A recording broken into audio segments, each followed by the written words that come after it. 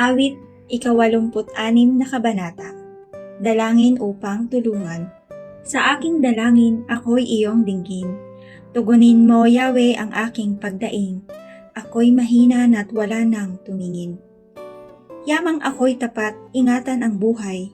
Lingkod mo'y iligtas sa kapahamakan, pagkat may tiwala sa iyo kailanman. Ikaw ang aking Diyos, ako'y kahabagan, sa buong maghapoy siyang tinatawagan.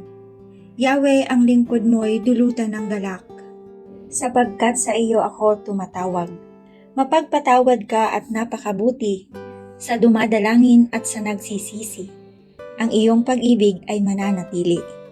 Pakinggan mo, Yahweh, ang aking dalangin. Tulungan mo ako, ako'y iyong dinggin.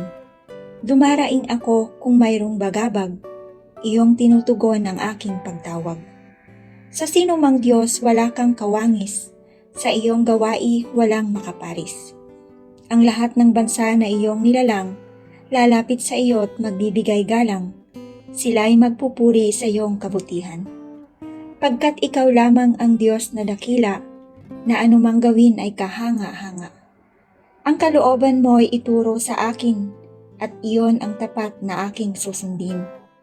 Turuang maglingkod ng buong taimtim. O Panginoong Diyos, sa buo kong buhay, pupurihin kita magpakailanman at ihahayag ko ang kadakilaan. O pagkadakila, pag-ibig mong wagas, dahil sa pag-ibig ako'y iniligtas. Di mo binayaang sa hukay masadlak. Mayroong mga taong ayaw kang kilanlin. Taong mararahas na ang adikain, ay labanan ako't ang buhay ay kitlin. Ngunit ikaw, Yahweh, tunay na mabait, tapat at totoo, wagas ang pag-ibig, lubhang mahabagit, banayad, magalit. Ibaling sa akin ang awa mo't habag, iligtas mo ako at bigyan ng lakas, yamang naglilingkod sa iyo ng tapat.